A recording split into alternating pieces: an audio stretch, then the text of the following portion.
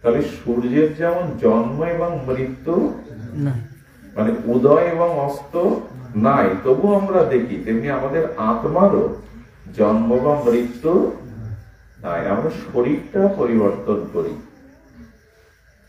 এই শাশ্বত জন্মরহিত নিত্য অতি প্রাচীন অনাদি এটি যদি কেউ জেনে যায়, তখন তিনি ব্রহ্ম জ্ঞান, ভাগবত পরতত্ত্ব জ্ঞান লাভ করতে পারেন।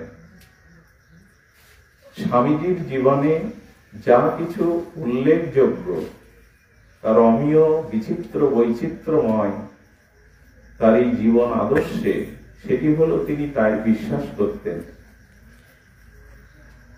তিনি বিশ্বাস করতেন আমরা অমৃতের পুত্র, অমৃতস্য পুত্র, একথা তিনি বলতেন। একথা শুধু বলতেন না, তিনি বিশ্বাস করতেন। এই জন্য জীবনে শোক, তাপ, অনেক গ্লানি, অনেক প্রতিকূলতা তাকে সহ্য করতে হয়েছে। নিন্দা, অপমান, অভাব, অনটন তার জীবনে বহুভাবে এসেছে। কিন্তু ছোটবেলা থেকে তার মধ্যে যে মহা একটি গুণ ছিল, কয়েকটি বহু গুণে গুণান্বিত স্বামীজির একটি গুণ ছিল, তিনি সত্য অন্বেষী ছিলেন। সত্যকেই জীবনে আঁকড়ে ধরেছিলেন। ব্যাস ভগবান মহাভারতে বলেছেন, কলিযুগের তপস্যা হলো সত্য। যা যোগ্য, তপস্যা, ব্রত, পুণ্যকর্ম যা কিছু আছে, এগুলি কোনোটাই অস্তিত্ব প্রাপ্ত হবে না যদি তোমার জীবনে সত্য না থাকে। সত্য হলো ভিত। এই সত্যর ভিতের ওপরেই অন্য কিছু দাঁড়িয়ে আছে। এই জন্য ব্যাস ভগবান বলেছেন, যার সত্য নেই তার ধর্ম নাই। তো স্বামীজি সর্বদাই সত্যকেই আঁকড়ে ধরেছিলেন। সত্যই তার জীবনের ব্রত ছিল। ছোটবেলায় তিনি শুনেছিলেন অমুক এক গাছে ব্রহ্মদত্ত আছে। এখন শিশুদের এভাবে শোনালে তারা ভয় পায়, সেদিকে যেতে চায় না। কিন্তু স্বামীজি এত সত্য অন্বেষী ছিলেন যে তিনি রাতের অন্ধকারে ওই বৃক্ষে গিয়ে উঠে বসেছেন, দেখি আমি ব্রহ্মদত্ত দেখব সত্যি আছে কিনা। তো তিনি যা কিছু জীবনে গ্রহণ করতেন, আবেগে কিছু গ্রহণ করতেন না। তিনি সত্যকে সর্বদা জানতেন, পরীক্ষা নিরীক্ষা করে সেটাই গ্রহণ করতেন। এই জন্য তার জীবনে এত দার্শনিকতা এসেছিল, তিনি সত্যকেই ভালোবাসতেন। এবং স্বামীজির মধ্যে ছোটবেলা থেকে যে গুণটা প্রবল ছিল, তা হলো তার ধী শক্তি, মেধা শক্তি। পরবর্তীতে তিনি যে বৈদিক সনাতন ধর্মের বিজয় পতাকা বিশ্বে ওড়াবেন, ঋষি আর্য সভ্যতা, ভারতীয় সভ্যতাকে সারা বিশ্বব্যাপী প্রচার করবেন, এটি ছোটবেলা থেকে তার মেধাতে ধরা পড়েছিল। তার মেধা সম্পর্কে কি বলবো। একবার ক্লাসে শিক্ষক ক্লাস নিতে নিতে স্বামীজি যেন কার সাথে কথা বলছিলেন, সহপাঠীর সাথে। শিক্ষক যখন খুব ক্রোধান্বিত হয়ে বললেন, ক্লাস চলাকালীন কে কথা বলছিল? আর সত্য অন্বেষী সত্যবাদী নরেন উঠে দাঁড়িয়ে বললেন, স্যার আমি কথা বলছিলাম। সত্যকেই তিনি ব্রতরূপে নিয়েছিলেন। তো উনি বলছেন যে ক্লাসে যে পাঠ হয়েছে তুমি বলো। স্বামীজি অনর্গল শিক্ষকের দেওয়া যে সেদিনের পড়াটা অনর্গল বলে গেলেন। শিক্ষক অবাক হলেন যে একজনের সাথে কথা বলাকালীন সমস্ত কথাগুলি, পাঠগুলি তিনি কি করে আয়ত্ত করেন। একবার পরবর্তী জীবনে আসবে কথা, পরবর্তী জীবনে উনি জাহাজে যাচ্ছিলেন চিকাগোয়। তো তখন ইংরেজি দৈনিক একটি পত্রিকা স্বামীজি, যিনি জাহাজ পরিচালনা করেন, সেই নাবিকের কাছ থেকে ইংরেজি পত্রিকাটা পড়েছিলেন। পড়ার পরে বাতাসে পত্রিকাটা উড়ে গিয়ে সমুদ্রে পড়ে যায়। ধ্যান দিয়ে শোনো। তো যিনি জাহাজের নাবিক তিনি খুব ক্রোধ করেন স্বামীজির পরে। তখন তো এরকম পত্র পত্রিকা সহজে পাওয়া যেত না। তো স্বামীজি একটা কলম নিয়ে তার খাতাতে পুরো খবরের কাগজের মূল বিষয়গুলো, হেডিং গুলো তিনি লিখে নামার সময় যখন দিলেন, পরবর্তীতে ওই দিনের পত্রিকায় যা যা বিষয় ছিল স্বামীজি তাই তাই হাতে লিখে দিয়ে দিলেন। ভাবা যায়?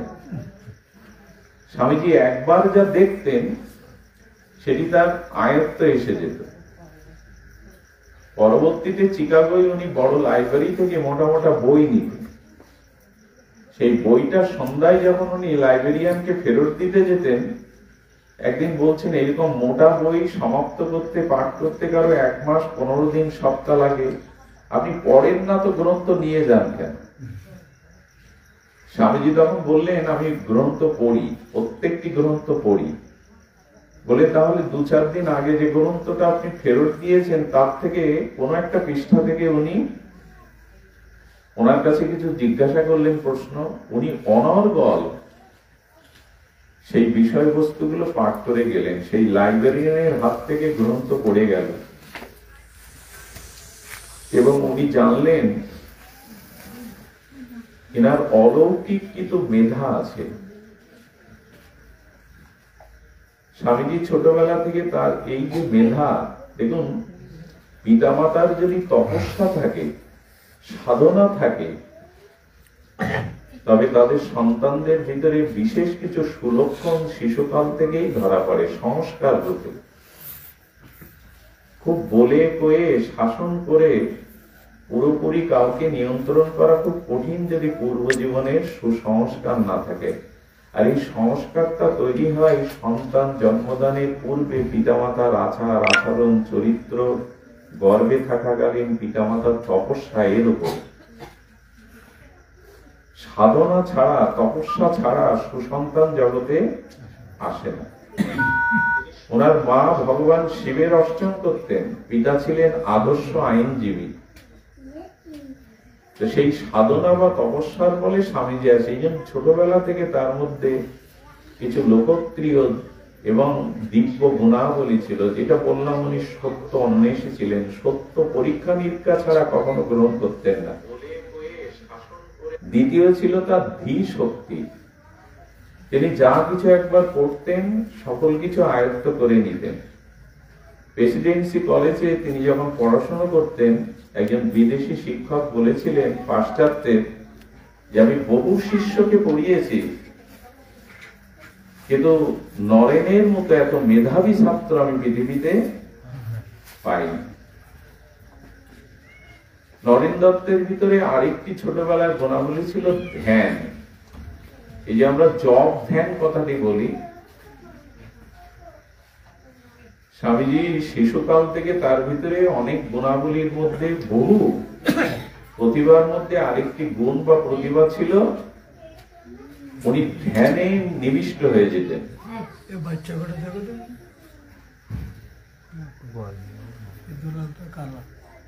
তো তার পরিচয় পাওয়া যায় শিশুকালে।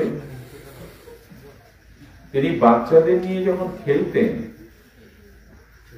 তো সেই খেলার ছলে সবাইকে ডেকে বলছেন আসো আমরা ধ্যান ধ্যান খেলা করি। ওই যে বললাম পূর্বজন্মের সংস্কার শিশুকাল থেকে তার মধ্যে। এই মামনি, এই তুমি বসো, এই মামনি চন্দন দিতে হবে, বসো, উঠা নামা করো না, বসো।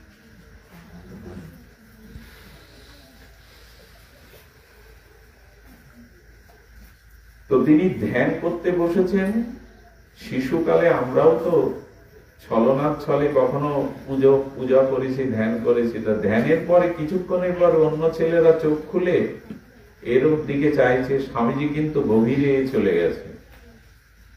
পূর্ব সংস্কার, ধ্যান করতে করতে তিনি গভীর ধ্যানমগ্ন হয়ে গেছেন। কি বলবো আপনাদের, একটা বিষাক্ত ফনা ধরা সাপ এসেছে, আর সাপটা দেখেই তো শিশুরা দৌড় দিয়েছে সাপ সাপ করে, কিন্তু স্বামীজির বাহ্যিক কোনো জ্ঞান নাই, উনি ধ্যানে নিমগ্ন হয়ে আছেন।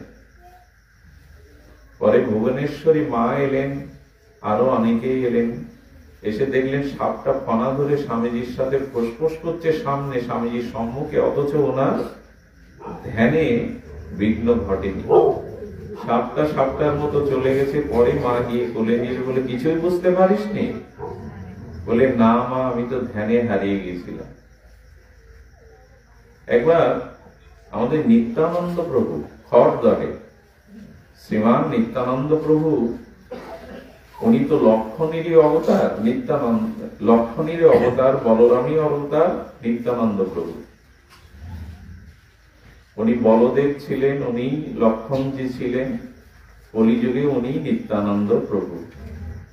তো খড়দায় উনি শিশুদের সাথে, বাল্য সখাদের সাথে যখন খেলছেন, দেখুন স্বামীজি খেলা করতেন ধ্যানের। আর এই যে বললাম পূর্ব সংস্কার, নিত্যানন্দ প্রভু রাম লীলা খেলতেন। কেউ রাবণ সাজত, কেউ রাম সাজত, আর উনি লক্ষণ সাজতেন। আর একজন সেজেছে মেঘনাথ, বললেন তুমি মিছিমিছি তীর দিয়ে আমার বুকে তীর মারো। সেই রাম লীলা, সেই রাবণ লঙ্কা লীলা। তীর দিয়ে যখন মিথ্যে মিথ্যে বাণ ছেড়ে দিয়েছেন, উনি তো নিত্যানন্দ প্রভু শিশুকালে লক্ষণ আবেশে সেই বাণ শক্তিশালী উনি পড়ে গেছেন, আর ওনার চেতনা ভাঙেন, শক্তিশালী মূর্ছিত হয়ে গেছেন। অনেক পরে লীলাতে ফিরে এসে কেউ বলছেন, একজন হনুমান সেজে গন্ধমাদন পর্বতানো সুসেন বৌদ্ধ যে যে লীলা আছে সেইভাবে নাসিকায় দেয়া হলো, উনি জেগে উঠলেন। মানে পূর্বজন্মের সংস্কারটা আমাদের এই জন্মে ক্রিয়া করে। এই জন্য দেখবেন যারা বিশেষ কোন গুণ যাদের মধ্যে প্রকাশ হয়, এটা তার এক জন্মের সাধনায় পাওয়া নয়। বহু নাম জন্ম নামান্তে জ্ঞানবানাং প্রবর্ততে বাসুদেব সর্বমিতি মহাত্মা সুদুর্লভ। একজন, ওই বাচ্চাগুলিকে থামান না, ওখানে খেলা করছে, মায়েরা ওদের আলাদা করে নিন।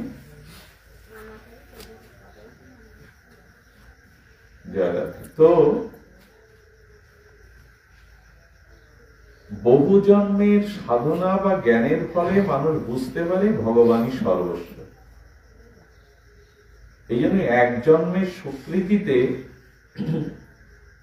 তার ভিতরে বিশেষত্ব প্রকাশ পায় না। এই জন্য শাস্ত্র বলে এই জন্মটা একটু এগিয়ে থাকো। অনেক জন্মই তো জন্ম হয়েছে, ভোগ হয়েছে, সংসার হয়েছে, কামনা বাসনা রোগ শোকে জন্মেছি, মরেছি। এই জন্মটা একটু সৎ কাজ করে যাও, ভগবান ভজন করে দাও, তাহলে আগামী জন্মে কিছুটা এগিয়ে থাকতে পারবে। যারা এই জন্মে এগিয়েছে তাদের পূর্ব জন্মে এই সংস্কারটা, আপনারা যারা হরিনামে আসেন, ভগবানের ভজন করেন, এটা আপনাদের এক জন্মের রুচি নয়, এক জন্মের সংস্কার নয়। বহু জন্ম এভাবে সংস্কার হতে হতে আমাদের মাঝে এই সদ্ভাবনা জাগে। তো আপনারা জানেন এই নরেন দত্ত, তিনি যেমন মেধাবী ছিলেন, ধ্যানী ছিলেন, এবং তিনি সাহসী ছিলেন, এবং সত্য অন্বেষী ছিলেন। সত্য পরীক্ষা নিরীক্ষা ছাড়া তিনি কখনো বিশ্বাস করতেন না। পরবর্তী জীবনে তার পিতৃবিয়োগ হয়। আচ্ছা, একটা উকিলের পরিবারে অভাব আসবে কেন? বললেন উনি খুব দান করতেন, এবং ওই পিতা মারা যাওয়ার পরে তিনি সম্পদ যা রেখে গেছিলেন সম্পত্তি, তার থেকে দেনা ছিল বেশি। এবং দেখুন বিপদে স্বামীজিকেও কত কঠিন পরীক্ষার মধ্যে পড়েছে। ওই সময় আত্মীয় স্বজন এসে সম্পত্তির দাবি করলো, আর তাদের দাবি মিটাতে গিয়ে কোর্টে কেস পর্যন্ত হয়েছিল। স্বামীজি কয়েকবার কোর্টেও গেছেন হাজিরা দিতে।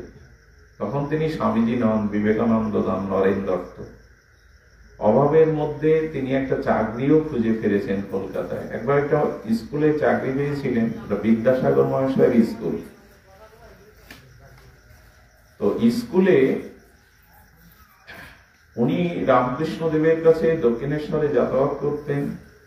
তখন ওনার ভিতরে সেই আধ্যাত্মিক অনুভূতির কথা উনি ক্লাসে বলতেন। এইটি কান ভাঙানি দিয়ে বিদ্যাসাগর মহাশয়ের কাছে কেউ নরেন দত্ত সম্পর্কে কিছুটা নেতিবাচক ধারণা দেন। বিদ্যাসাগর মহাশয় খুব দৃঢ় সত্যবাদী ছিলেন। তো অন্যের প্ররোচনায় স্বামীজির সে চাকরিটাও চলে যায়। বিদ্যাসাগর খুব ন্যায় সত্যবাদী ছিলেন, অন্যের কান ভাঙানিতে ওনার চাকরিটাও চলে যায়। স্বামীজির এমন দিন গেছে 2 দিন না খেয়ে ফুটপাতের কলের জল খেয়ে উনি রাত কাটিয়েছেন।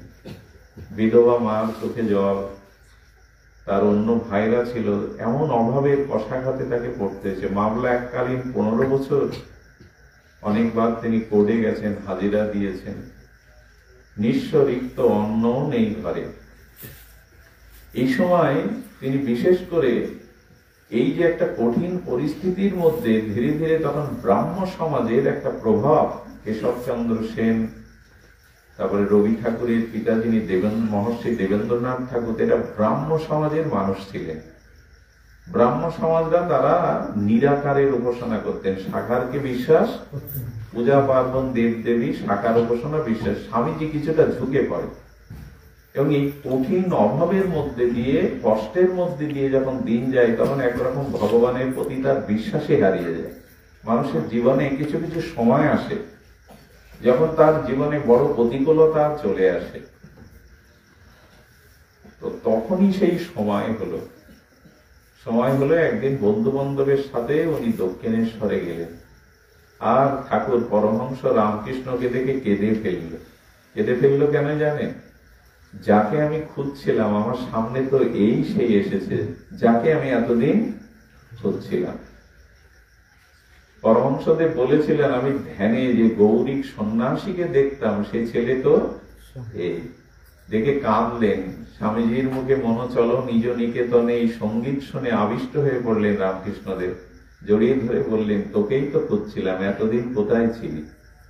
স্বামীজি চিরদিন খুব দৃঢ় সত্যবাদী, উনি আবেগ পছন্দ করেন না। ভাবলেন কোথাকার কোন পাগলামি করছে পাগল, আমাকে উনি দেখেছেন, আমাকে উনি চাইছেন। হ্যাঁ, তো তখন এর মধ্যে তার এই রামকৃষ্ণদেবকে কিছুটা ভালো লাগতো। একদিন তিনি বিশ্বাস করলেন এই ভেবে, আচ্ছা আপনি যে মা করেন, ঈশ্বর করেন, ঈশ্বরকে দেখেছেন, মাকে দেখেছেন আপনি? তো রামকৃষ্ণ বলে, দেখেছি কি রে, তোর সাথে যেমন কথা বলছি, আমি মায়ের সাথে এমনি করে তো কথা বলি। হ্যাঁ, উনি ভাবলেন মানুষটা বুঝি আবেগ তাড়িত, ঠিক বিশ্বাস করতে পারছিলেন না। পরীক্ষা করি তো নিতে হয়, কিন্তু একদিনের পরীক্ষায় স্বামীজি বুঝলেন ইনি পাগল নন, ইনি প্রকৃত পরমহংস, ইনি অসাধারণ কিছু। কি করে বুঝলেন জানেন? ঠাকুর টাকা ছুঁতে পারতেন না, রামকৃষ্ণদেব টাকা বা অর্থ ছুঁতে পারতেন না। এই জন্য উনি বলতে পেরেছিলেন মাটি টাকা, টাকা মাটি। তো নরেন দত্ত তখন বলছেন, টাকা ছুঁতে পারে না, ঠোলা উঠে যায়, আমি পরীক্ষা করব। ঠাকুর সন্ধ্যাবেলায় মাতৃমন্দিরে যে আসনে বসে জপ করতেন, আসনের তলে একটা কয়েন টাকা দিয়ে দিয়েছে। তো যেই ঠাকুর এসে বসেছেন, জ্বলে গেল বলে ওখান থেকে, আসন থেকে উঠেছেন, চাদর আকলা করে স্বামীজি দেখছেন, মানে নরেন দত্ত দেখছেন ওনার গায়ে খোলা উঠে গেছে। সেই দিন বুঝলেন ইনি সাধারণ নন, ইনি মহাপুরুষ, পরমহংস। এবং উনি বলেছিলেন, নে নরেন, বাজারে মানুষ মাটির হাড়ি পাতিল কিনতে গেলে একটু ঘা দিয়ে দেখে কোথাও ছিদ্র ফাড়া আছে কিনা। আর গুরু ধরবি তা পরীক্ষা করে নিবি না, নে পরীক্ষা করে নে। ধীরে ধীরে এইভাবেই স্বামীজির জীবনে রামকৃষ্ণদেবের প্রভাব পড়ে। রামকৃষ্ণদেব বলতেন, ও সপ্ত ঋষির এক ঋষি জগৎ কল্যাণের জন্য এসেছে। তো এই অভাব কিন্তু স্বামীজির তখন যায়নি। শুনুন মন দিয়ে, যার স্মৃতিচারণ, যার আবির্ভাব তিথিতে আজকের এই আয়োজন। তো বিধবা মায়ের চোখের জল আর এমনি করে কাজহীন কর্মহীন নরেন, তিনি ঠাকুরকে এসে বললেন, আপনি আপনার কিছু শিষ্যদের কেন আমাকে টাকা পয়সা দিতে বলেন? ঠাকুর গোপনে বলতো, নরেনের অভাব যাচ্ছে, তোরা ওকে কিছু অর্থ করে দিস। কিন্তু আত্মসম্মান বোধ স্বামীজির এরকম ছিল যে উনি গিয়ে প্রতিবাদ করলেন, আমি লোকের কাছে কেন নিতে যাব? কিছু মানুষের এই আত্মসম্মান বোধ থাকতেই হয়, যারা বড় হয় তারা সহজে লোকের কাছে নত হতে, কাউকে নিজের অভাব দুঃখ কষ্ট জানাতে চায় না। তো বলছে, নরেন তোর বড় অভাব বলেন, আপনি এইভাবে অনুগ্রহ না করে আপনার মাকে বলুন না আমার ভাত কাপড়ের ব্যবস্থা করতে। এইভাবে অন্যদের না বলে আপনি মাকে বললে তো আপনি মায়ের সাথে কথা বলেন, বিশ্বজননী মা। তখন বলছে, না রে নরেন, মার কাছে আমি কিছু চাইতে, আমি সর্বস্ব তাকে দিয়েছি, এখন আমি কোন লজ্জায় চাইবো? বরঞ্চ আমি তোকে আশীর্বাদ করছি, তুই যা মা ভবতারিণীর কাছে, তুই যা চাইবি মা আজ তোকে তাই দেবে। সেদিনটা ছিল মঙ্গলবার। তখন কলকাতা এত ব্যস্ত নগরী নয়, আর দক্ষিণেশ্বরের সেই নির্মল পরিবেশে গঙ্গার তীরে ঠাকুর নরেনকে পাঠিয়ে বলছেন, যা আজ মঙ্গলবার, আজ মার কাছে যা চাইবি তাই পাবি। নরেন গেল ছুটে, ভবতারিণী মায়ের মন্দিরে প্রবেশ করে মায়ের ভুবন ভোলানো রূপ দেখে স্বামীজি টাকার কথা মুখে আনতে তার লজ্জা হলো। দেখুন, কিছু লক্ষণ প্রকাশ হয়। বৃষ্টি হওয়ার আগে তো মেঘের লক্ষণে বোঝা যায়। উনি মার কাছে এই অভাবের মধ্যেও টাকা পয়সা চাইতে, নিজের সুখ সুবিধা চাইতে পারলেন না। এরপরে ঠাকুর আরো একবার পাঠালেন সাহস বুকে নিয়ে, যা আজকে যা চাইবি দেবে। শেষে এসে স্বামীজি বললেন, মায়ের কাছে অর্থ কি করে চাইবো? তো কি চাইলি নরেন? চাইলাম মা বিবেক দাও, জ্ঞান দাও, বুদ্ধি দাও, যত জগতের সেবা করতে পারি। ঠাকুর সেই দিনই বলেছিল, যা নরেন, তোর পরিবারে আর কোনোদিন মোটা ভাত কাপড়ের অভাব হবে না, আমি ভাত হয়নি। এরপরে রামকৃষ্ণ দেবের গলায় ক্ষত রোগ হলো, ক্যান্সার হলো। সে সময় রামকৃষ্ণ মিশন তখন তৈরি হয়নি। স্বামীজি অনেকবার সন্ন্যাস নিতে গেছেন, কিন্তু সন্ন্যাস নেননি। সেই সময় গুরু রামকৃষ্ণ দেবের সেবায় রত হলেন। দিন রাত 12 জন, তার মধ্যে অন্যতম নরেন দত্ত শ্রী গুরু সেবায় মনোনিবেশ করলেন। এতদিনই বোঝা হয়ে গেছে এই পরমহংসই আমার জীবনের লক্ষ্য, ধ্রুব তারা। সেই পরাধীন ভারতে সে সময় স্বামী বিবেকানন্দ রামকৃষ্ণের এই যুগলবন্দী ভারতবর্ষকে নব চেতনায় জাগিয়েছিল, নব উন্মোচনও জাগিয়েছিল। সেই যুগ সন্ধিক্ষণে যেন চন্দ্র সূর্যের মতো দুটো আলোকিত করেছিল আজ ভারতবর্ষকে, বিশ্ব ব্রহ্মাণ্ডকে। সেই সময় সেই গুরু সেবার নিদর্শন স্বামীজি সারা রাত জাগতেন। মাঝে মাঝে খুব কষ্ট পেতেন, পায়চারি করে সারা রাত জাগতেন। গুরু সেবা না করলে, কারো জীবনে মহতের সেবা না করলে, পিতা মাতা গুরু এদের সেবা না করলে কখনো বড় হওয়া যায় না, আশীর্বাদ পাওয়া যায় না। সেবা ছাড়া কোনো ধর্মই নেই। সেবা না করলে সরলতা আসে না, সেবা না করলে সুন্দর হওয়া যায় না, সেবা না করলে আশীর্বাদও পাওয়া যায় না। সবকিছু মেলে এই সেবা থেকে। আর সেবা হলো যে তিনি যেন সুখ পান। সেবা মানে জামা কাপড় খাদ্য শুধু এগুলি না, সেবা মানে তিনি যাতে সুখী হন। আচ্ছা, একটা সন্তান পিতামাতাকে ভালো খাওয়ায়, ভালো পোশাক পরায়, ভালো খাটের উপরে রাখে, তার প্রয়োজনীয় সব বস্তু দেয়, তাকে প্রয়োজন দেয়, কিন্তু পিতার আদেশ মেনে সে চলে না। আরেকটি ছেলে আছে, তার অভাব, সে পিতামাতাকে ভালো খাওয়া দাওয়া, খাট পোশাক দিতে পারে না, অথচ বাবার আদর্শ, বাবার আদেশ মাথায় নিয়ে চলে। বলুন তো কে প্রিয় বাবা?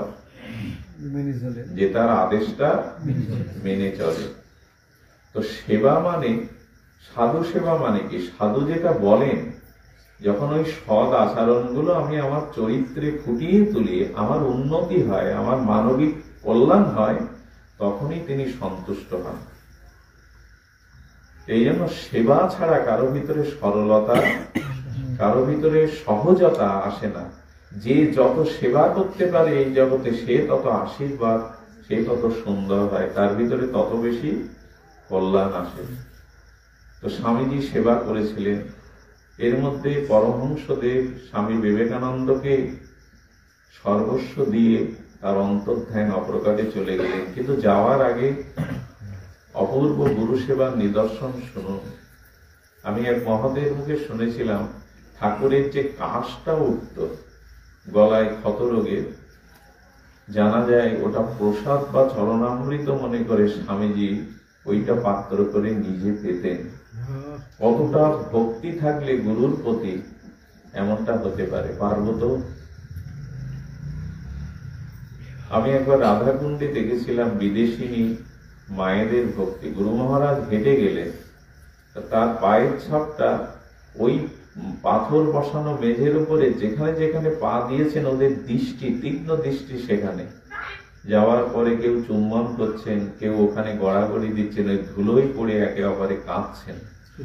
সেদিন বুঝেছিলাম যে ব্যাকুলতা কাকে বলে, গুরু ভক্তি কাকে বলে। তো স্বামীজিকে যাওয়ার আগে ঠাকুর বলেছিলেন, জগতের অনেক কাজ তোকে করতে হবে। ঠাকুর লিখেও গিয়েছিলেন, এই বিশ্বে ভারতীয় এই সনাতন ধর্ম আলোকিত প্রচারের জন্য ঠাকুর তাকে আশীর্বাদ করে গিয়েছিলেন। ঠাকুর অন্তর্নিহিত হওয়ার পরে এই সন্ন্যাসীদের জীবনে চরম অভাব, ভাড়া বাড়িতে থাকতেন জানেন।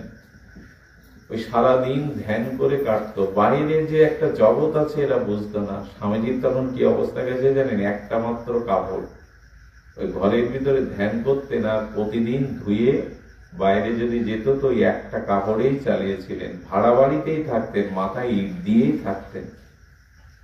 অনেক ভক্তরা এসে কষ্ট পেত, নরেন এত মেধা তোমার, তুমি ভালো একটা চাকরি করতে পারো, নিজের স্বাচ্ছন্দ্যে থাকতে পারো। যার চাকরি করতে এসেছেন জগৎ কল্যাণের জন্য, তিনি আর কেউ সংক্ষিপ্ত চাকরি করতে পারেন? বলতেন, এই কষ্ট, এই পরীক্ষা সহ্য করতে হবে। একদিন দেখো ঠাকুরের কৃপায় এই পরীক্ষার একটা পরিসমাপ্তি হবে। হয়েছিল তাই। এরপরে সকলে সন্ন্যাস নিলেন, 12 জন। সন্ন্যাস নিয়ে স্বামীজি বেরিয়ে পড়লেন। পদব্রজে উনি সারা ভারত ঘুরেছিলেন। দেহে অল্প বয়সে স্বামীজির অনেক রোগ এসে গিয়েছিল। বলা হয় প্রায় 31 প্রকারের রোগ স্বামীজির দেহ ছিল, কিন্তু বাইরে বোঝা যেত না। এত তেজস্বী ধ্যানী পুরুষ ছিলেন, বাইরে বোঝা যেত না। ওনার ডায়াবেটিস বা অনেক অনেক রোগ ছিল। এত পরিশ্রম করেছেন, সারা ভারতে উনি পদব্রজে মানুষের দুঃখ কষ্ট কাছ থেকে দেখেছেন। এমনি এমনি জগৎজয়ী হওয়া যায় না, ভারত সহ্য হওয়া যায় না। স্বামীজির ভিতরে সঙ্গীত ছিল, সাহিত্য ছিল, কবিত্ব প্রতিভা ছিল, কিন্নর কণ্ঠী ছিলেন উনি। ওনার সঙ্গীত যদি আধুনিক যন্ত্রে ধরে রাখা যেত, পৃথিবীর অন্যতম শ্রেষ্ঠ শিল্পী হতেন উনি। তো উনি পদব্রজে সারা ভারত, কাশী গেলেন, বারাণসী গেলেন। এরপরে তিনি উত্তর ভারতে পরিক্রমা করতে করতে তিনি একজন রাজার স্থানে স্বামীজিকে তিনি ভক্তি করতেন। সেই রাজার এখানে তিনি আতিথ্য গ্রহণ করলেন। স্বামীজির পদব্রজে ভারতের আত্মপীড়িত দুস্থ মানুষের কাছ থেকে দেখেছিলেন। এই জন্য প্রাণে তার ব্যথা জেগেছিল মানুষের জন্য। এই আত্মপীড়িত পরাধীন ভারতের এই মানুষের জন্য কি করা যায়, এই ছিল তার চিন্তায়। স্বামী বিদ্বিষানন্দ, আমি ঠিক নামটা মনে করতে পারছি না, ওনার পূর্বের নাম এই ছিল সন্ন্যাসে। কিন্তু রাজস্থানের সেই রাজা তাকে বললেন, স্বামীজি নামটা উচ্চারণ করতে বড় কষ্ট, বিদিশানন্দ এরকম কষ্ট হয়, আমি আপনাকে একটি নামকরণ করবো, আজ থেকে আপনার নাম স্বামী বিবেকানন্দ। এই রাজাই ওনার নামটা করেছিলেন। এবং এই রাজাই ওনাকে পাশ্চাত্য অর্থাৎ আমেরিকায় চিকাগোয় যাওয়ার জন্য উনি ফার্স্ট ক্লাস একটা কামরায় ট্রেনের টিকিট কেটে দিয়েছিলেন। কারণ স্বামীজির উদর রোগ ছিল, বারবার উনি বাথরুমে যেতেন। এই জন্য উনি স্পেশাল একটা রুম করে দিয়েছিলেন। ধ্যানের দ্বারা ঠাকুরের আহ্বান পেয়ে উনি চিকাগোয় গেলেন, পরীক্ষা সেখানেও কম না। উনি গৌরিক বসন করে ভারতীয় সেই আর্য ঋষিদের পোশাক পরে চিকাগোয় গিয়েছিলেন। না ছিল পয়সা কড়ি, না ছিল বিশ্ব ধর্ম সভায় নাম লেখানো। এরকম করতে করতে উনি ঠিকানা জোগাড় করলেন যে কোথায় সভাটা হচ্ছে, সেই অফিসের ঠিকানা নিলেন, কিন্তু পথে আসতে গিয়ে হারিয়ে ফেললেন। রাতে উনি কি করেছিলেন যেন, একটা মালগাড়ির কামরাতে রাত কাটিয়েছিলেন। দেখুন ভাবিকালের বিবেকানন্দকে কি পরীক্ষা দিতে এসে, কত কঠোর পরীক্ষা। যারা খুব কষ্ট করে মানুষ হয় না, যারা মান অপমান ক্লেশ কষ্ট এর মধ্যে দিয়ে বড় হয়, তারা অনেক বড় হয়। খুব সুখে থাকলে, গায়ে কোনো আঁচ না লাগলে সে বড় হতে পারে না। একটা পাথরকে কতটা আঘাত করলে, টুকরো টুকরো করে আঘাত করতে করতে তারপরে মূর্তি বানানো যায়। একটা সোনার অলংকারে কতটা স্বর্ণকারের আঘাত পেলে সেটা অলংকারের রূপ নেয়। এই জন্য মানুষের জীবনে অপমান, দুঃখ, কষ্ট, জরা ব্যাধির প্রয়োজন আছে। মানুষকে খাঁটি করে, সোনার মতো উন্নত ধাতুকেও পুড়িয়ে পুড়িয়ে খাঁটি করতে হয়। মানুষ দুঃখ, অপমান, লাঞ্ছনা, পরীক্ষা মধ্যে দিয়ে পুড়ে পুড়ে খাঁটি হয়। স্বামীজির জীবন তার ছিল, সব মহাপুরুষের জীবনেই এমন। এই জন্য দুঃখ এলে ভেঙে পড়বেন না, অপমানে, কলঙ্কে, দুঃখে ভেঙে পড়বেন না। ঈশ্বরের প্রতি বিশ্বাস রাখবেন, আর নিজের সততার প্রতি লক্ষ্য রাখবেন, দৃষ্টি রাখবেন। দেখবেন এই পরীক্ষায় একদিন আপনাকে মহান করবে। স্বামীজি মালগাড়ির কামরার মধ্যে রাত কাটালেন। সকালে উনি একটু বেশি ভোজন করতে ভালোবাসতেন, খেতে ভালোবাসতেন স্বামীজি, এবং ত্যাগও ছিল। এক নাগাড়ে উনি অনেক বেশি খেতে পারতেন, আবার এক নাগাড়ে 3 দিন উপবাসও করতে পারতেন না। উনি খুব ভোজন রসিক ছিলেন, নিজের ভালো রাঁধতে পারতেন, খেতে পারতেন ভালো। তো সকালবেলা ওনার ক্ষুধা এমন প্রকট হয়েছে যে ওনার কাছে তো পয়সা করি নাই। চিন্তা করতে পারেন, এ তো আমি মুখে বলছি বসে বসে। ওই সময়ের কথা একবার ভাবুন।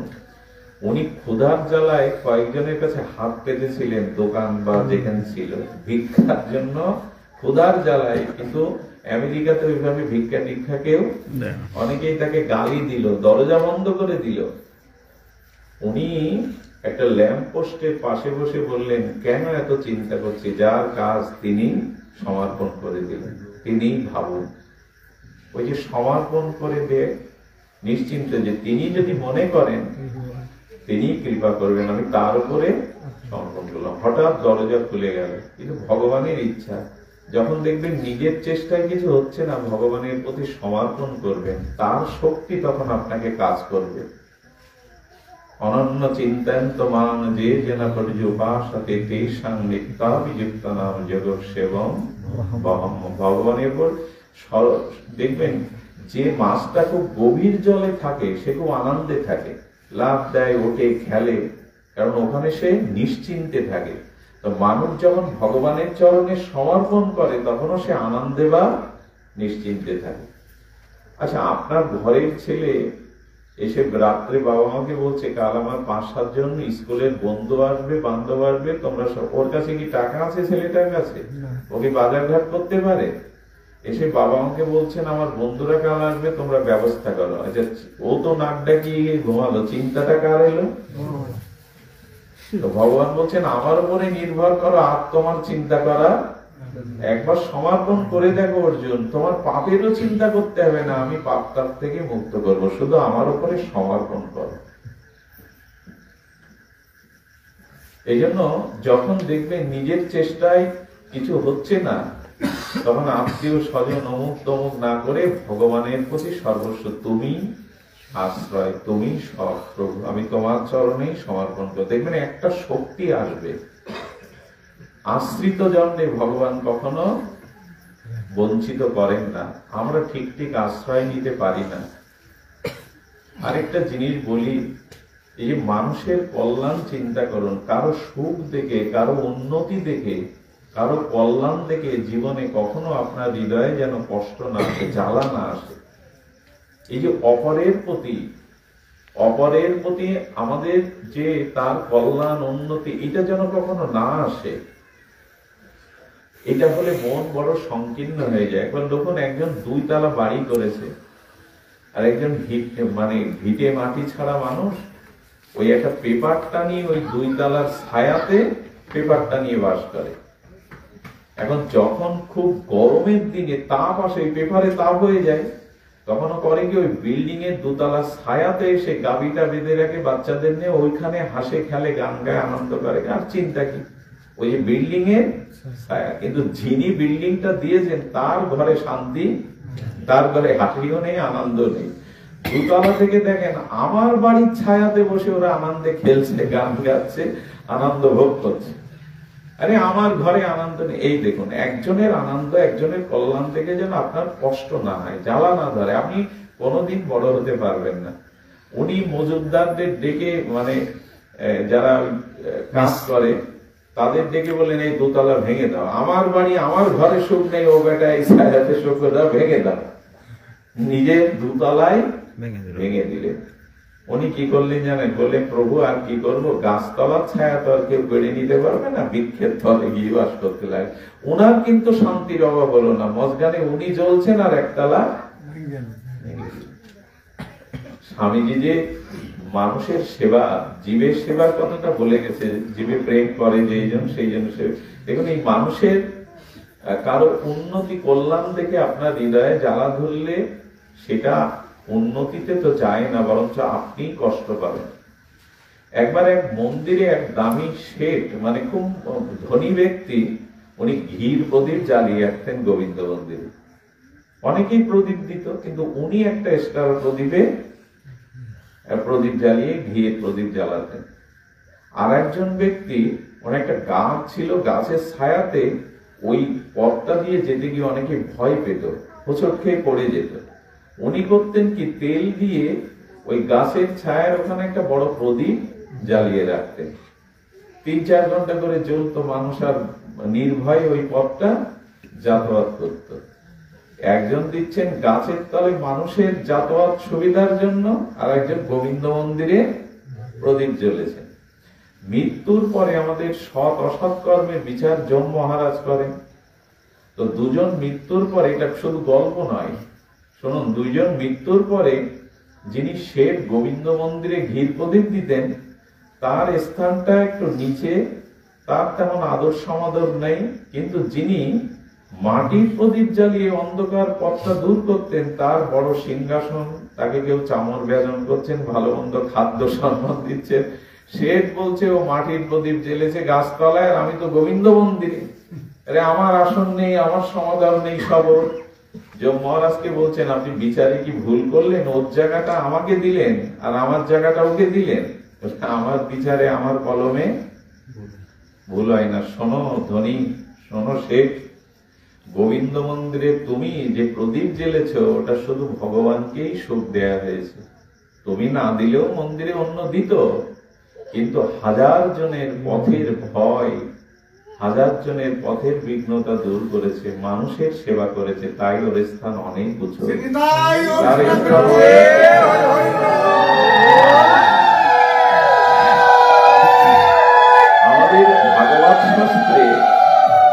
আমাদের ভাগবত শাস্ত্রে এই কথা আছে, ভগবানের সেবার থেকে ভক্ত সেবা বড়। ভগবান বলছে যে আমাকে সম্মান করে, আমাকে সেবা পূজা করে, সে আমার ভক্ত নয়। যে আমার ভক্তের সম্মান করে, ভক্তের সেবা করে, সেই আমার ভক্ত। এই জন্য মানুষের প্রতি এখন যেটা দেখবেন, পরিবারে, পাড়া প্রতিবেশীতে, সমাজে এখন দয়া মায়া, এই যে জিনিসগুলো পরপর চলে যাচ্ছে, করুণা, এইগুলো চলে যাওয়াতে আমাদের কারো জীবনে এখন শান্তি কল্যাণ নেই। এই জন্য স্বামীজির বুক কেঁদে উঠেছিল। দেখুন, পরবর্তীতে বিদেশে অনেকেই গেছেন, পাশ্চাত্যে অনেকেই গেছেন, কেউ ব্যারিস্টারি পড়তে, কেউ নিজের মিশন পরিপূরণ করতে, কেউ প্রচার করতে, কিন্তু স্বামীজির যাওয়াটা ছিল বিরল। উনি সনাতন ধর্মকে বিশ্বের বুকে প্রতিষ্ঠার জন্য গিয়েছেন। কেউ ব্যারিস্টারি পড়তে আমেরিকায় গেছে, কেউ নিজের মিশনের প্রচারের জন্য গেছে, কিন্তু স্বামীজি গিয়েছিলেন কেন? সনাতন ধর্মকে প্রতিষ্ঠা করতে। তো দুয়ার খুলে গেল, এসে বলছেন, স্বামীজি আপনি আসুন। ঘরে নিয়ে গিয়ে তাকে আশ্রয় দিলেন, খাদ্য দিলেন, এবং ঘটনাক্রমে যে মহিলা ওনাকে রাস্তা থেকে নিয়ে গেলেন তিনি আবার ওই বিশ্ব হিন্দু ধর্ম সভার যিনি মূল আহ্বায়ক তার সাথে ওনার পরিচয় আছে। উনি স্বামীজিকে নিয়ে গেলেন, ওনার নাম এন্ট্রি করালেন, যুক্ত হলেন, উনি বিশ্ব ধর্ম সভায় উনি যুক্ত হয়ে গেলেন। এবং পরের ইতিহাস তো ইতিহাসই, পরের ইতিহাস সকলের জানা। 1893 খ্রিস্টাব্দে স্বামীজি যদি বিশ্ব ধর্ম সভায় না যেতেন তাহলে আজকে বিদেশে যে আমাদের সনাতন ধর্মের প্রচার প্রসার, এই যে আর্য কৃষ্টি সনাতন সভ্যতা, তা হয়তো অনেক বিলম্ব হয়ে যেত, এভাবে প্রচার পেত না। সে সময় খ্রিস্টানরা এই ধর্মসভার আয়োজন করে আমেরিকার, এবং তার উদ্দেশ্য ছিল কি জানেন? উদ্দেশ্য নিতান্তই মহৎ বিশ্ব, সেখানে কয়েকটি ধর্ম আলোচনা হয়, ইসলাম, খ্রিস্টান, আমাদের বৌদ্ধ, আরো পার্সি কয়েকটি ধর্ম, কিন্তু সনাতন ধর্মের সেখানে তেমন কোনো আহ্বান ছিল। এবং এই বিশ্ব ধর্ম সভাটা মহৎ উদ্দেশ্য, একটা উদ্দেশ্য ছিল কি জানেন? উদ্দেশ্য ছিল একটা বড় 500 পাওয়ারের বাল্বের পাশে যদি 100 পাওয়ার বাল্ব জ্বালানো হয় তাহলে তার উদ্দেশ্য থাকে কি ওই আলোটা প্রভাব ফেলবে না 500 পাওয়ারের আলোটায়, এবং ওই আলোটা এর মধ্যে মিশে যাবে। তো খ্রিস্টানরা বিশ্ব হিন্দু ধর্ম এই বিশ্ব ধর্ম সম্মেলন ডেকেছিলেন, উদ্দেশ্য মহৎ ছিল, কিন্তু মূল তাদের ভেতরে উদ্দেশ্য ছিল যে এইখানে চিকাগোতে বিশ্ব ধর্ম সভায় খ্রিস্টান যে শ্রেষ্ঠ ধর্ম, অন্য ধর্ম যে এর সাথে যুক্ত, এই তাদের মূল উদ্দেশ্য ছিল। স্বামীজি সেটা বুঝতে বাকি ছিল না। বোঝা যায় কথা? তারা মঙ্গল চেয়েছিল বিশ্ব ধর্ম সবাই, কিন্তু চেয়েছিল সর্বধর্মের উপরে তাদের খ্রিস্টান ধর্ম প্রতিষ্ঠিত হোক। তারা পণ্ডিত সকল, এবং এই সময় এই হিন্দু বা অন্যান্য ধর্মের সেখানে সুযোগ দেওয়ায় ওইখানে খ্রিস্টানরা বিরোধী করতে লাগলো, শত্রুতা করতে লাগলো, যে না, এতে খ্রিস্টান ধর্মের অন্যদের ডেকে এই ধর্মকে ভাগ দেয়া হচ্ছে, এই ধর্মই যে শ্রেষ্ঠ, গোড়ামি ছিল। এই জন্য স্বামীজি উঠেই তার 2 মিনিট সময়ের তিনি হে আমেরিকার ভাই এবং ভগ্নীগণ, সে সময় আমেরিকার মেয়েদের অনেক ছোট করে দেখা হতো, উনি যখন ভগ্নী বললেন, ভাই বললেন, আর ওনার ভিতরে সেই তেজস্বিতা, সব চার্ট দেখে দেখে বক্তব্য করছে, কিন্তু স্বামীজির কাছে সারা জীবনে তার তপস্যা, গুরুদেবের আশীর্বাদ, বৈদিক জ্ঞান, তিনি যখন মুখ দিয়ে তার সভার 2টি কথা শুরু করলেন, 7000 সভাসদগণ হাততালি দিলেন একটানা অনেকক্ষণ, এরকম মিষ্টি কণ্ঠ, এমন আদর করা, ভাই এবং হে আমার আমেরিকার ভাই এবং ভগ্নীগণ, এমন ভাবে কেউ সম্বোধন করেনি। উনি বলেছিলেন পরস্পর বিরোধ নয়, পরস্পর মিলনেরই উদ্দেশ্য হওয়া উচিত। ভারত যেমন আপনাদের কাছে শিক্ষা, কারিগরি বিদ্যা নেবে, ভারতের কাছে নিতে হবে আপনাদের শান্তি। আমি সর্ববৃহৎ সমস্ত ধর্মের জননী স্বরূপা সনাতন ধর্মের আর্য ঋষির সন্ন্যাসীর পক্ষ থেকে এসেছি। স্বামীজিকে বলা হলো আপনি কোট প্যান্ট পরতে হবে, আমেরিকায় কোট প্যান্ট না পরলে তো তাকে সভ্য ভদ্র ভাবা হয় না, আপনার এই পোশাক চলবে না। স্বামীজি বললেন না, এটা আমার জাতীয় পোশাক, এটা আমার ধর্মের পোশাক, এটা আমি ত্যাগ করতে, এরকম বাধাও এসেছে। এই জন্য আমি অনুরোধ করব, আমরা যখন ধর্মীয় অনুষ্ঠানে যাই, কীর্তনে, নাম যজ্ঞে, আমরা যেন আমাদের সনাতনী পোশাকটা, এক্ষেত্রে মায়েদের অনেক অনেক সম্মান, অনেক প্রণাম, অনেক স্তুতি করতে ইচ্ছা করে, কারণ তারা যে কোনো অবস্থায় আজও ঘোমটা, শাঁখা, সিঁদুর, আলতা এটা বজায় রেখেছে, আমরা পুরুষরা রাখতে পারিনি। মায়েদের কাছে এখানে আমরা অনেক পিছিয়ে। কোন অনুষ্ঠানে একটা মাতৃজাতি তার আলতা, তার সিঁদুর, তার শাখা, তার ঘোমটা আজও বজায় রেখেছে। আমার মনে হয় মায়েরা না থাকলে এ ধর্ম অনেক পিছিয়ে পড়ে যেত। বাড়িতে কালী পূজা হলে উপবাস পুরুষ মানুষ করে না, মায়েরাই করে, সব কাজ করে, আবার সারা রাত জেগে সে সেই মঙ্গল কামনা করে। মায়েদের এই যে ত্যাগ, এই ত্যাগ না থাকলে ধর্ম এগিয়ে যেতে পারত না। এই জন্য আমরা মায়েদেরকে যতই পেছনে ফেলতে চেষ্টা করি, ধর্মকে আজও তারা ধরে রেখেছে, ধর্মকে আজও তারা ধরে রেখেছে। এই জন্য যখনই ধর্মীয় অনুষ্ঠানে আসবেন, অন্তত আত্মীয় মানুষের কি আমাদের চিন্তা চেতনা কতটা পিছিয়ে যাচ্ছে। আত্মীয়র বাড়িতে যেতে গেলে মানুষ কাঁচানো জামা কাপড় এই পরে যায়। অথচ ভগবানের কাছে আজকে খুব ভালো লাগছে আমাদের এই ছোট বোনদের, শীতের সময় ওরা বৈদিক পোশাক পরেছে, মাতৃজাতির পোশাক পরেছে, সেই হলুদ লাল পেড়ে শাড়ি। দেখবেন ওদের দিকে তাকালেই মনে হবে, আমার ঘরের মেয়েও কিন্তু মনে হবে ওরা যেন আমার মা। ওদের দিকে তাকালেই একটা মাতৃত্ব ভাব আসবে। এই জন্য পোশাকটাও স্বামীজি সেদিন ছাড়েননি। তাকে বলা হলো আমেরিকায় আপনি বক্তব্য দিতে গেলে আপনাকে ভদ্র হতে হবে, প্যান্ট শার্ট কোট টাই পরতে হবে। স্বামীজি ওই গৌরী পোশাকেই তিনি তার পোশাককে ছাড়েননি। বিদ্যাসাগর মহাশয়কে একসময় বলা হয়েছিল এই পোশাকে আপনি কলেজে আসতে পারবেন না, কিন্তু তিনি ওই থান পরেই তিনি বলেছেন আমি চাকরি জলাঞ্জলি দিতে পারি, আমার জাতীয়তা এই আমাদের ঘরের পাশে বিশ্ব বিখ্যাত আমাদের আচার্য প্রফুল্ল চন্দ্র রায়, তিনিও একটা থান, মহাত্মা গান্ধী তিনিও একটা থান করতেন নিজের হাতে চরকা কেটে।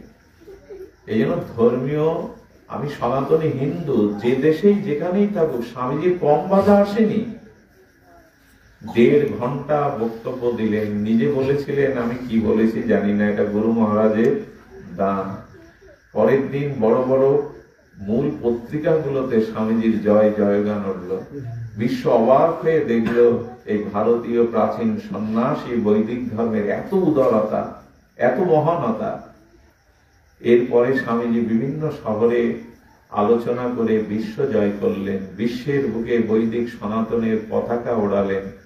প্রায় 7টা বছর ছিলেন তিনি পাশ্চাত্যে। এরপরে যখন উনি ফিরেছিলেন তখন 20,000 লোক রেল স্টেশনে স্বামীজিকে বরণ করে নেয়। এর মধ্যে অনেকেই স্বামীজির সমালোচনা করেন। যারা অর্থ দিয়ে স্বামীজিকে একসময় সহযোগিতা করেছিলেন তারা প্রায়শ্চিত্তের বিধান করেছিলেন, দেওয়া ভুল হয়ে গেছে। কত বিতর্ক, কত লাঞ্ছনার পরে স্বামীজি ভারতবর্ষে এসে বেলুর মঠ প্রকাশ করলেন, রামকৃষ্ণ মিশন প্রকাশ করলেন। মা শারদাকে সম্মুখে রেখে তার আশীর্বাদে সারা বিশ্বব্যাপী রামকৃষ্ণ বিবেকানন্দের আদর্শ, বৈদিক সনাতন আদর্শ প্রচার করলেন। শিক্ষা, স্বাস্থ্য, চিকিৎসা সারা বিশ্বব্যাপী প্রচার করলেন। স্বামীজির উদারতা ছিল সেবাতে, মানব সেবাতে। তিনি প্রতিষ্ঠা করলেন আজকের যে বেলুর মঠ, রামকৃষ্ণ মিশনের মূল কেন্দ্র এই গঙ্গা তীরে। স্বামীজির পরে অনেকেই পাশ্চাত্যে গেছেন প্রচারে, কিন্তু মূল কেন্দ্র ছিল স্বামীজির এই প্রচার। তিনি ফিরে এলেন বীর বেশে, বীর স্বামী বিবেকানন্দ হয়ে। এবং তিনি পাশ্চাত্যে থাকাকালীন রামকৃষ্ণদেব যখন একবার দেখেই বুঝেছিলেন ভাবিকালের বিবেকানন্দ এর দ্বারাই কাজ, এবং মার্গারেটকে দেখে পরবর্তীতে যিনি ভগ্নী নিবেদিতা, তাকে দেখেও বুঝেছিলেন, এর দ্বারা জগতের কল্যাণ হবে।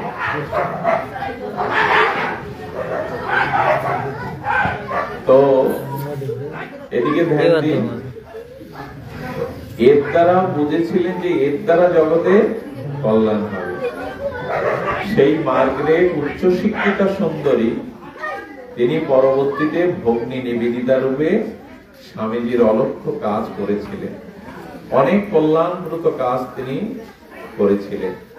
তেমনি করে স্বামীজি বিশ্ব ধর্ম সবাই যেমন প্রতিষ্ঠা করলেন, তার দর্শন, স্বামীজি বড় বেশি তিনি মানব সেবার জন্য বেশ ব্রতী ছিলেন। একবার উত্তরপ্রদেশ থেকে গোরক্ষা সমিতি কিছু চাঁদা নিতে আসে।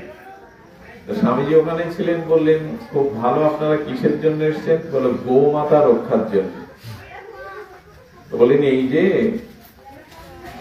মধ্য ভারতে প্রায় বহু মানুষ দুর্ভিক্ষে অনাহারে মারা যাচ্ছে, আপনারা তাদের জন্য কোনো ব্যবস্থা করেননি? বলো মানুষ তার কর্মফলে মরছে, দুর্ভিক্ষে তাতে কি করতে পারে? তখন বলছেন গরুগুলো কসাইখানায় যাচ্ছে, এটা তাদের প্রারব্ধ, আমরা কি করতে পারি? বলেন গো আমাদের মাতা, বেদ বলছে গো আমাদের মাতা, মাতাকে রক্ষা করতে হবে না? স্বামীজি তখন হেসে বলেছিলেন হ্যাঁ, এমন মাতা না হলে কি এরকম বিদ্যান সন্তানের জন্ম হয়? মানুষ মারা যাচ্ছে সেদিকে লক্ষ্য নেই।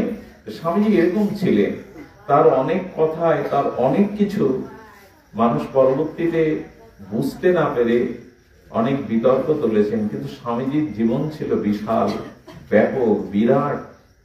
সেই পরাধীন, অশিক্ষা, কুশিক্ষা, মানুষের খাদ্য শক্তি নাই, সেই সময় স্বামীজি চেয়েছিলেন তার শারীরিক বল, মানসিক বল এটা যেন ফিরে আসে, তবেই সে গীতার বাণী নিতে পারবে, তবেই সে কিছু করতে পারবে। তো আজকের এই দিনটা যে আমাদের সেই ভারত সূর্য এবং মুক্ত মহেশ্বর মূর্দিশ ভাস্কর মিষ্ট মমনর বন্দম বন্দে বেদ তনুমষ্ঠিত, সেই বেদ তনু নিয়ে, সেই মহেশ্বর ভাব নিয়ে, পরমহংসের পূর্ণ কৃপা নিয়ে সপ্ত ঋষির এক ঋষি ভারত সূর্য যুগনায়ক বিবেকানন্দ যে আলো ছড়িয়েছেন, বৈদিক সনাতনের আলো, তা যুগ যুগান্তর অম্লান হয়ে থাকবে। কিন্তু একটা দুঃখ কি জানেন, আমি কি বলেই পাঠ বিশ্রাম রাখছি, দুঃখটা হলো এই, কষ্টটা হলো এখানে যে স্বামী বিবেকানন্দ এই 12ই জানুয়ারি ভারতবর্ষে একটি দিবস ঘোষিত হয়, যুব দিবস। এটাকে কি বলা হয়? জাতীয় যুব দিবস। অর্থাৎ স্বামীজি যুবকদের একটা আইকন ছিলেন, আইডিয়াল ছিলেন, পথপ্রদর্শক ছিলেন। আমার ব্যথাটা কোথায় জানেন? এমন একজন যুব নায়ক, আজকের যে আমরা যুবক যুবতী, আমরা যারা আমাদের সমাজে যারা যুবক, তারা এখন বিবেকানন্দ থেকে অনেক পিছিয়ে দূরে। আমাদের ঘরের ছেলে মেয়ে বিবেকানন্দকে চেনে না, একজন ক্রিকেটারকে ভালো চেনে, একজন ফুটবলারকে ভালো চেনে, একজন চলচ্চিত্রের যিনি আর্টিস্ট তাকে চেনে, কিন্তু আমরা বিবেকানন্দকে ওদের চেনাতে পারিনি, আমরা ঋষি অরবিন্দকে চেনাতে পারিনি, ক্ষুদিরামের আদর্শ আমরা দিতে পারিনি, প্রহ্লাদ ধ্রুবের আদর্শ ওদের সামনে আমরা দিতে পারিনি। আজকে প্রজন্ম এই যে যুগাচার্য আদর্শের, এই যে ভারত সূর্য বিবেকানন্দের আদর্শ থেকে আর যুবকরা অনেক পিছিয়ে। এইখানে বেশিরভাগ আজকের অনুষ্ঠানটা 12ই জানুয়ারিটা জাতীয় যুব দিবস হিসাবে ভারত সরকার ঘোষণা করেছে, কিন্তু দেখবেন এখানে যুবক নাই। স্বামীজির জীবন আদর্শগুলো যাদের পথ দেখাবে সেই যুবক যুবতীরা আজকে আসে না। আজকে স্বামীজির উৎসবে ভারতবর্ষেও যুবকদের বড় অভাব, যেখানে তিনি আবির্ভূত হয়েছিলেন। এই জন্য আমাদের সন্তানদের আজ প্রায় দেখবেন অল্প বয়সী সন্তানরা দৃষ্টি হারাচ্ছে, বার্ধক্য আসছে, যুবকের যুবতীদের মধ্যে রোগ আক্রান্ত হচ্ছে। তার কারণ ধ্যান নেই, জব নেই, সৎ চিন্তা নেই। হ্যাঁ, আদর্শ বলতে আজকে আমরা তাদের, এটা দায় আমাদের, পরিবারের আদর্শ নাই তো তাদের ভিতরে আদর্শ জাগবে করে। এই জন্য বলবো আজ এই কুল্লাবাসী ধন্য। অত্র এলাকার মধ্যে আত্মচৈতন্য সংকীর্তন সংঘের অন্যতম আমাদের প্রকাশ দাদাজি, তিনি এই তিথিটাকে শুরু থেকেই ধরে রেখেছিলেন এবং আজও ভালো লাগে ভাবতে, হৃদয়ে আনন্দ আসে, গর্ববোধ হয় যে সেই আদর্শটা ধরে রাখার নামই তো ধর্ম। সে জিনিসটা আজও সে ধরে রেখেছে। এই যে একটা আদর্শকে আঁকড়ে ধরা এবং এই ধর্ম মানেই ধারণ করা, ধর্মকে ধারণ করা, আদর্শকে ধারণ করা, সত্যকে ধারণ করা, ব্রতকে ধারণ করা, এই ধারণ করার নামই ধর্ম। এটা পূর্ব থেকেই আত্মচৈতন্য সংকীর্তন সংঘের দ্বারা প্রচারিত হয়েছে। আমার জীবনের অনেক বড় একটা প্রাপ্তি যে সেই আদর্শটা আজ কুল্লগ্রামে শ্রীমন্দিরে আপনাদের পূর্ণ সহযোগিতায়, মা বোন বাবাদের সহযোগিতায় উদযাপন হচ্ছে। খুব গর্ব হচ্ছে। আমি তো ভুলেই গিয়েছিলাম। আমার সৌভাগ্য হয়েছে রামকৃষ্ণ মিশনের স্বামীজির এই জন্মতিথির আলোচনার ডাক পাওয়ার, তাদের সান্নিধ্যে যাওয়া। আমিরপুর মা শারদা মঠেও আমি কয়েকবার গেছি এই দিনটাকে। কিন্তু ভালো লাগছে, যেটা শুরু হয়েছিল আমাদের সঙ্গ থেকে, সেই প্রদীপটা নিভে যায়নি, সেই প্রদীপের আলোটা জ্বালিয়ে রেখেছে পুরো ধাপ। কুল্ল গ্রামবাসীকে ধন্যবাদ জানাই, ধন্যবাদ জানাই প্রকাশ দাকে, যিনি হৃদয়ে এই প্রদীপটায় রেখে দিয়েছেন। কোনো না কোনো আদর্শ তো সামনে থাকতে হবে, আলো না থাকলে অন্ধকারে পথ চলা যাবে না। তো আজকে আপনাদের গ্রামবাসীকে সাধুবাদ জানাই। স্বামীজির এই আবির্ভাব তিথিতে আমাদের পরম কল্যাণ হোক, আমাদের সন্তান সন্ততি দিগকে আমরা যেন এই আদর্শটা তাদের দিতে পারি। আমরা যেন ধ্রুব প্রহ্লাদের, স্বামী বিবেকানন্দের, এদের আদর্শের ছায়া তলে এদের আলোকে আলোকিত করতে পারি। একটু শেখান ঘরের সন্তানদের, শুধুমাত্র জাগতিক স্কুলের শিক্ষা আর এই যে মোবাইল নেট এর মধ্যে আটকে থাকলে তারা বিকারগ্রস্ত হয়ে যাবে, মানসিক রোগগ্রস্ত হয়ে যাবে। কোনো আদর্শ তাদের সামনে আমরা দিতে পারবো না। তাই ছোটবেলা থেকে স্বামীজির আদর্শ, স্বামী প্রণবানন্দের আদর্শ, আমাদের ধর্মের ধ্রুব প্রহ্লাদের আদর্শ, এগুলি দিয়ে তাদের গড়ে তুলুন। সবাই আশীর্বাদ করবেন এই ধারাবাহিকতা যেন যুগ যুগান্তর বজায় থাকে। স্বামীজির শুভ আবির্ভাব তিথি যেন এমনি করে আপনারা পালন করতে পারেন, আলোকিত করতে পারেন। অবশ্যই আজকের এই দিনটি স্বামীজি তিনি সবার প্রতি আশীর্বাদ করবেন, আর তার আদর্শ, ন্যায়, সত্য, সাহস নিয়ে আমরাও যাতে এগিয়ে যেতে পারি এই প্রার্থনা রাখছি। বারবার ধন্যবাদ দিয়েও পিপাসা মিটবে না যে আজকের এই তিথিটা উদযাপনের জন্য আমরা আপনাদের গ্রামবাসীর কাছে চিরকৃতজ্ঞ, চিরঋণী হয়ে থাকলাম। ছোট ছোট বোনেরা তারা যেভাবে এই অনুষ্ঠানটাকে, মায়েরা যেভাবে অংশগ্রহণ করেছেন, দেখুন একটা অনুরোধ শেষে আপনাদের কাছে রেখে যায়, ধর্ম পাবেন না, ধর্মকে ধরতেই হবে। তো আমি অনুরোধ করব, এইখানে এই প্রতিষ্ঠানটা অনেক প্রাচীন, আপনারা বেশি বেশি এই ভাগবত অনুষ্ঠান ধর্মমুখী হন। ধর্ম যেখানে নেই সেখানে একতা নেই, কল্যাণ নেই, শান্তি আসতেই পারে না। তাই বেশি বেশি অনুরোধ করব, ধর্মমুখী হন, একটু নামমুখী, ভাগবতমুখী হন। এরা যখন সাপ্তাহিক অনুষ্ঠান করে সেখানে আপনারা দয়া করে একটু উপস্থিত হন। আপনারা এখানে এলে অন্যরা প্রেরণা পাবে। এই যে ছোট ছোট বাচ্চাগুলো আপনাদের দিকে আসবে, একটা কথা ওদের মাথায়, বুকে, হৃদয়ে কখন লেগে যাবে, এই পথ দিয়ে আসুন। একটা ঘাস, একটা বনের পথ দিয়ে দুবেলা হাঁটতে থাকলে একটা পথরেখা তৈরি হয়ে যায়। বারবার যদি মন্দিরে আসেন, বারবার যদি হরিনামে আসেন, বারবার যদি সঙ্গে আসেন, তাহলে জীবনের একটা পথ পড়ে যাবে, যে পথ দিয়ে আমরা মঙ্গলের পথে যেতে পারবো।